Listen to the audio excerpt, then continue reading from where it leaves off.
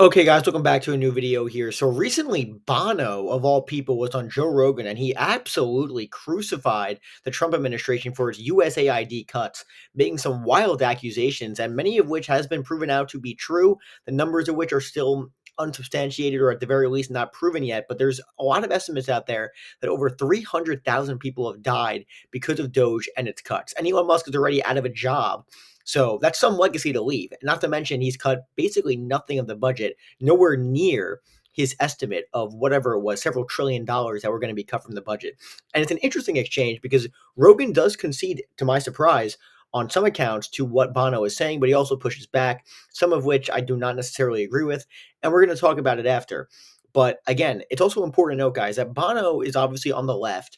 And it's interesting to see this conversation because let's be honest, the Rogan experience in recent years, especially over the past year, it's become kind of an echo chamber. Most of the people on the show are right wing, and in many cases, they support wholeheartedly what the Trump administration is doing. In many cases, so for Bono to push back against it, it's interesting to see how Rogan responds, especially when he, of course, he's a massive supporter of Doge, and obviously the guy will never ever criticize Elon Musk even a little bit, which you're going to see in this conversation too.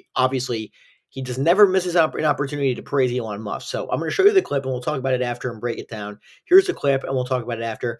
And guys, by the way, make sure to like and subscribe. It's super good for the algorithm. And my Patreon link is in the description as well if you want to support the channel in any other way, and Amazon links down below of products I use. So check that out. Here's a clip, and we'll talk about it after. You taught at Boston University. I taught martial arts there, yeah. So just recent report, it's not proven, but the surveillance enough suggests 300,000 people have already died from just this cut off, this hard cut of USAID. So there's food rotting in boats, in warehouses. There is, this will fuck you off. You will not be happy. No American will, but there is, I think it's 50,000 tons of food that are stored in Djibouti, South Africa, Dubai, and wait for it, Houston, Texas.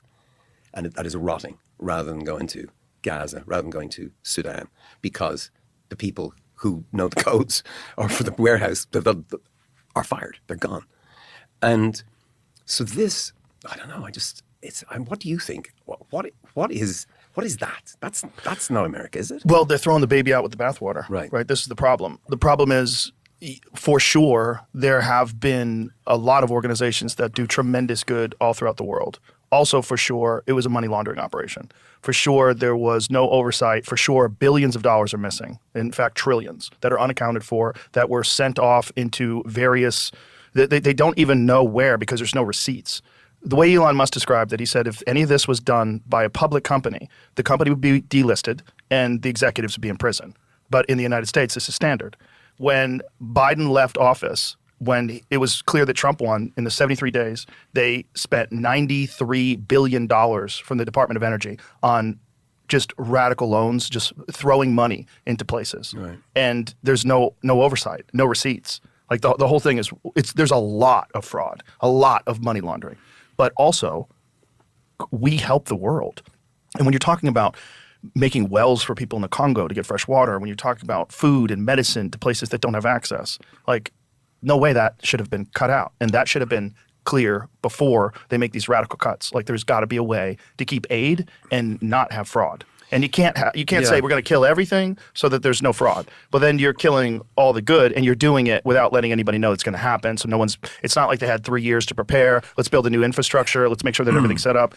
They wanted change, and they want to change quickly. And due to the nature of American politics, they have about 2 years before the midterms, right? Okay, again, super interesting exchange there. And Bono kind of calls him out, basically saying, what do you think about this, Joe? And again, I'm sure Bono, you would think he has an idea that Rogan is a Trump supporter and that he's an even bigger Elon Musk supporter. So for him to call him out, it's interesting to see how Joe responds to this. And again, he basically makes the claim, Rogan does, that, the administration kind of, and Doge specifically, kind of took the baby out with the bathwater, which basically the point is they did too much too quickly, which is interesting to see Rogan, of all people, say this, because I think this is the first criticism he's made of Doge that I can recall. And even in this entire monologue he's giving Rogan, he still, of course, does not criticize Elon Musk. In fact, he even cites Elon Musk. Like, bro, Bono is saying, at minimum, thousands of people have died. Because again, the food, this is a proven fact, the food that after USAID was cut, there was food rotting away at these warehouses that were going to be going overseas to Africa, whatever, to build wells in Africa, like Rogan is saying, that were just not delivered there because of these cuts. So clearly something is wrong, and that's completely insane. Okay, I mean, what's the point? It's like basically the cruelty is the point, it seems, and that's the legacy of Doge. Well, Doge basically did nothing besides these cuts to USAID. They got nowhere near they were supposed to or promised for these cuts. So, and again, Rogan also makes claims that trillions are missing. There's tons of fraud that are proven. And again, maybe there is fraud, but that was not proven by Elon Musk at all. At all. You can make an argument for waste, but the administration did not prove that. So Rogan is blatantly saying that is completely insane, especially trillions of dollars worth. You know how much money that is? Trillions of dollars. So that's just completely not true, what Rogan is saying there. And again, 50,000 tons of food. That is so much food that has gone to waste. And that's all because of Elon Musk and Doge. It's just a fact. And again, he says there's money laundering, Rogan says, which is the common talking point. Maybe that's true, but that has not been proven by the administration. And Elon Musk had the opportunity to prove it. But guess what? He's out after 3 months. That should tell you all you need to know. And there's reports the president basically lost confidence in him, which frankly isn't surprising. And there was a report that basically the president said, was it all bullshit what Musk was saying? Yes, it was. They got nowhere near they were supposed to. He was incredibly unpopular, which is why he was shown the door. Okay. And again, it's interesting how he cites Musk. Oh, this was a public company. They would be, or private company. They'd be out the door already. They'd be in prison. Well, first of all, why are you citing Elon Musk? I mean, again, maybe you should go with another source rather than the guy who's facilitating this entire disaster. You would think Rogan would wake up to this, but again, I just think he's friends with Elon Musk and he's just afraid to criticize him. He's literally the only person in this podcast sphere that does not, especially given how unpopular Musk is. The fact that you can't even level any sort of criticism against him, it is kind of embarrassing, to be completely honest with you.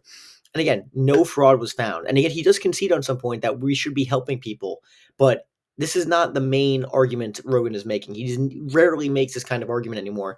It's mostly just justifying the actions of the administration for the large part. At least that's the perception. That's the perception. And listen, let's be honest, that's kind of the perception he wants to give off. And that's probably why he has on many and majority right-wing guests at this point. Okay. So again, super interesting exchange here. And whether or not 300,000 more or less, people have died because of the food and just complete abrupt stoppage of USAID. There's no question about that. There's just no question about that. And frankly, I think in years from now, that's going to be the legacy of Elon Musk and his role in the government. I just do. So let me know what you guys think about this. Agree, disagree. Overall, very interesting exchange here between Bono and Joe Rogan. Again, some criticism from Rogan of the administration, also defending Elon Musk. That shouldn't be a surprise to anybody there. Interesting stuff. Again, hit the subscribe button. Make sure to like it. Make sure to comment. And Patreon and Amazon links are down below. Thank you guys so much for watching, and I'll see you later.